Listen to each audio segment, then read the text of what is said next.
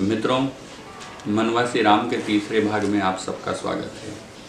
आज का विषय है हक की रोटी। मैं आपको एक प्रसंग सुनाऊंगा और इसी प्रसंग के माध्यम से आपको सामाजिक सरोकार से बांधने का प्रयास करूंगा। आइए पहले वो हम प्रसंग सुन लें। एक राजा थे। वो राजा बड़े सच्चे और ईमानदार थे और अपनी इस ईमानदारी को बनाए रखने के लिए वो अक्सर साधु महात्माओं के पास जाकर उनसे ईमानदारी की सीख लेते थे। एक दिन एक महात्मा के पास गए और उनसे प्रार्थना की कि महाराज, आप मुझे ईमानदारी के बारे में बतलाइए।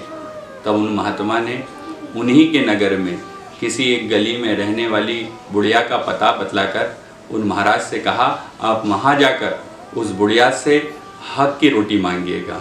और महाराज सुनिए, दिन में ना जाते हुए आप रात्रि में उस बुढ़िया के पास जाइएगा, क्योंकि वो दिन में कमाई करती है और फिर उसी कमाई से हक की रोटी बनाकर खाती है।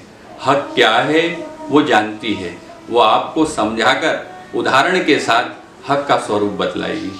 राजा सुनकर रात्रि में उस बुढ़िया के पास गए और कहा, माई, मुझे हक की रोटी चाहिए। मैंने सुना है आप हक की रोटी बनाती हैं। सुनकर उस माई ने कहा, बेटा तुमने सही सुना है, मैं हक की रोटी बनाती हूँ और खाती हूँ, क्योंकि जो हक की रोटी खाता है उसकी बुद्धि शुद्ध होती है, उसका अंतःकरण पवित्र होता है, उसके संकल्प सत होते हैं और ऐसे जीव के कारण जगत का कल्याण होता है। लेकिन जो बिना हक की रोटी खाता है उसकी बुद्धि बिगड़ी हुई रहती है, उसके कारण मनुष्य का पतन हो जाता है।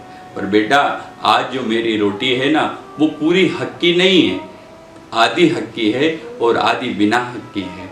मैं रोज प्रतिदिन चरखे पर सूत काटती हूँ और उस सूत से जो कमाई होती है उससे खाने का सामान खरीद कर लाती हूँ और फिर रोटी बनाती हूँ। पर आज कुछ देर हो गई थी, सूरज छिप भी गए थे, मुझे देर हो गई थी, मेरा सूत आधा कटा हुआ था। इतने अंधेरे में मुझे सूत काटने में दिक्कत आ रही थी, तो मैं दिया जलाने जा रही थी कि इसी समय एक जुलूस यहाँ से निकला, उसमें मशाले भी थी। मुझे देर हो गई थी तो मैंने उसी रोशनी में अपना आधा सूत काट लिया। मैंने आधा सूत पहले काट लिया था और आधा सूत उस मशाल की रोशनी में काटा। इसलिए बेटा, मेरी जो रोटी है वो आधी हक की है, आधी हक की नहीं है। मैंने अपने आलस और प्रमाद से दूसरे के हक की चोरी की है, मैंने अनुचित लाभ लिया है। इसलिए बेटा, मेरी जो पूरी रोटी है वो हक की नहीं होते हुए आधी रोटी हक की है। जब राजा ने इस हक का जो मर्म था वो सुना तो सुनकर कृतार्थ हो गए और हाथ जोड़कर उस बुढ़िया को प्रणाम कर कर चले। आज के युग में लोग छल, बल, कौशल, चातुर्य से दूसरों के हक की चोरी कर रहे हैं। उनके लिए ये कथा बड़ी सीख है।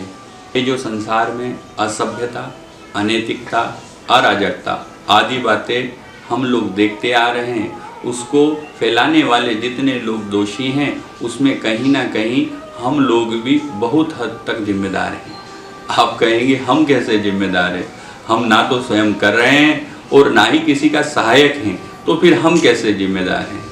आपने इसके पीछे के कारण को जानने का कभी प्रयास किया? नहीं। इसके पीछे कारण है हमारी सोच, सफलता के प्रति हमारा नज़रिया, उसके प्रति हमारा दृष्टिकोण। हमने हमेशा से सफलता को महत्वपूर्ण माना है, उसके पाने के तरीके को नहीं। हमने जीवन में उसी को सफल माना है जो धनवान है, जिसका समाज में प्रभाव है, फिर चाहे वो सफलता उसने अनीति और असत्य की सीढ़ियों पर चलकर कमाई हो। हमने हमारे जीवन में कभी भी रास्ते को महत्वपूर्ण नहीं माना, हमने माना है तो मंजिल को महत्वपूर्ण माना है। इसलिए समाज में अराजकता, अनैतिकता फैलाने वाले लोग बढ़ते चले गए। हमारे जीवन में जिसने उसके पूरे जीवन में हजार मुश्किल, कठिनाई, दुख, कष्ट झेल लिए, लेकिन अपने जीवन में कभी भ्रष्टाचार को स्वीकार नहीं किया, ऐसे व्यक्ति को सफल मानकर कभी हमने उसकी बड़ाई और प्रशंसा नहीं की। हमने तो समाज में सदा ही ऐसे व्यक्ति को सफल माना है जो धनवान है, बलवान है, फिर चाहे वो सफलता उसने कैसे भी अर्जित की हो। हमने ऐसे व्यक्ति को जिसने अपना जीवन हार दिया पर अपने जीवन में कभी अत्याचार, भ्रष्टाचार, अनाचार, दुराचार को जीतने नहीं दिया, उसके बुरे समय में उसके साथ खड़े नहीं हुए, उसके दुख में कभी जाकर हमने सांत्वना नहीं दी। पर ऐसा व्यक्ति जो धनी बनने के लिए, अमीर बनने के लिए, सफलता पाने के लिए अपने जीवन में केवल असत्य और अनीति का पालन करता रहा, उस व्यक्ति को सही सफल मानकर यदि उस व्यक्ति को छींक भी आ गई तो पूरा परिवार उसकी नाक पहुँचने चला आया। जब लोगों ने देखा कि सबकी दृष्टि में सफलता का दृष्टिकोण केवल शीर्ष है, तो ऐसे लोग समाज में बढ़ते चले गए। देखिए, सफल होना सरल है लेकिन सुफल होना बहुत कठिन है। मानस सुफल होना सिखाती है। आज के मनवासी राम में हक की रोटी, ये संवाद, यह प्रसंग आपको कैसा लगा, आप अपनी भावना से हमें अवगत कराइएगा। आज के लिए इतना ही। शीघ्र ही हम मनवासी राम के माध्यम से पुनः मिलेंगे। धन्यवाद।